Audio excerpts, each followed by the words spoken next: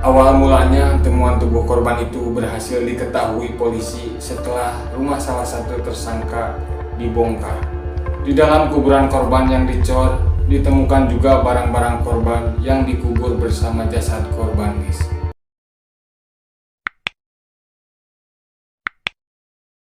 Balik lagi bersama gue yang akan selalu membahas tentang kasus dan misteri.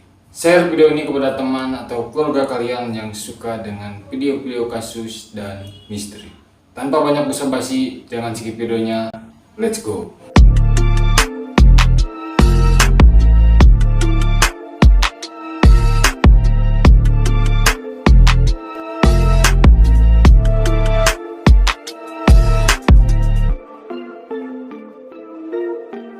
Oke guys, kali ini kita balik lagi akan membahas kasus yang baru saja terjadi di Bekasi, guys. Dan gue di sini akan menguak beberapa fakta yang mengejutkan dari kasus ini. Kasus ini dilakukan oleh 3 orang, yaitu yang bernama Aki, Duloh, dan Dede.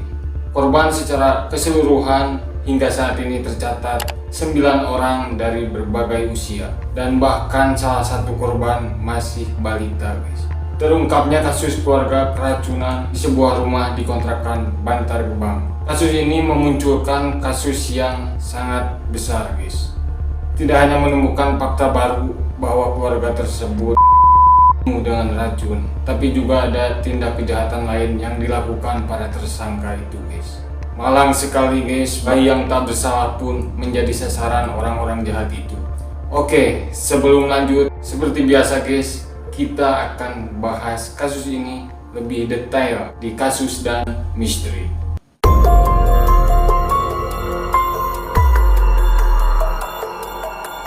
Kasus pembunuhan ini awal mulanya terungkap pada saat melakukan penyelidikan sekeluarga yang keracunan.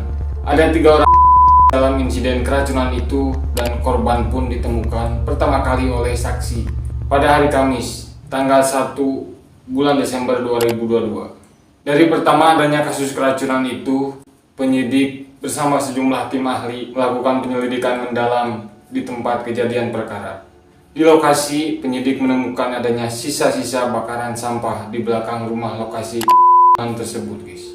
Setelah diperiksa dari sisa-sisa bakaran sampah itu, lalu penyelidik menemukan adanya plastik yang diidentifikasi kalau bakaran itu adalah bekas bungkus racun. Lalu kemudian di tempat kejadian perkara juga ditemukan lubang galian yang juga berada di belakang rumah warga yang keracunan itu, guys.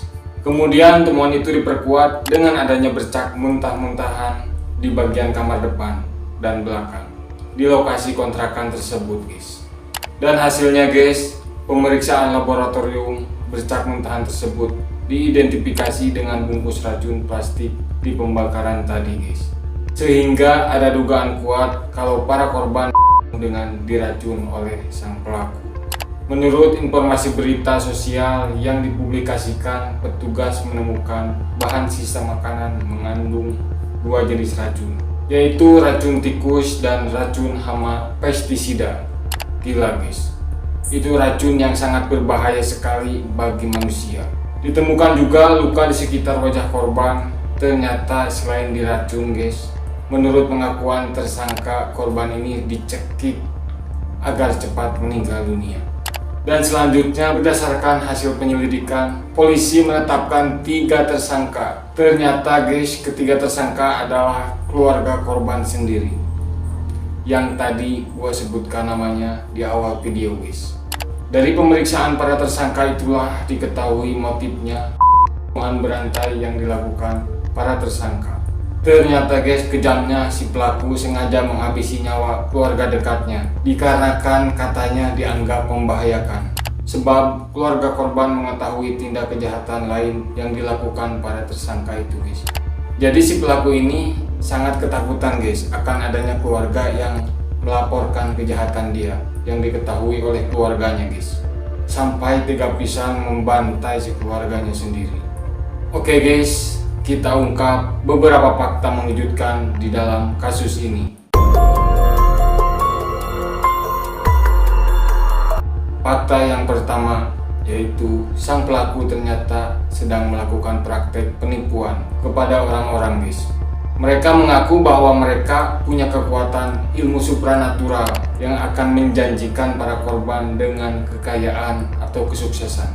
Seperti halnya dukun-dukun guys. Awalnya penipuan itu dilakukan, korban dikasih janji dan motivasi kesuksesan hidup. Dan setelah korban merasa yakin dengan apa yang pelaku bicarakan, para korban kemudian diminta menyerahkan harta benda mereka. Dan lalu setelah itu pelaku membantai dan menghabisi nyawa korban guys. Dan yang paling mengerikan lagi, cara yang digunakan pelaku untuk menghabisi korbannya tidak hanya dengan racun guys. Mereka juga melakukan pembantaian itu dengan menggunakan linggis yang dipukulkan ke korban. Mengerikan sekali guys. Fakta selanjutnya adalah sang pelaku mengubur korban dengan cara mengecornya guys, agar pelaku bisa menghilangkan jejak. Gila guys, ini sih lebih mengerikan lagi guys dari yang sebelumnya. Kalian bisa bayangkan saja dicor dengan semen guys, pasti kerasnya minta ampun. Awal mulanya temuan tubuh korban itu berhasil diketahui polisi setelah rumah salah satu tersangka dibongkar.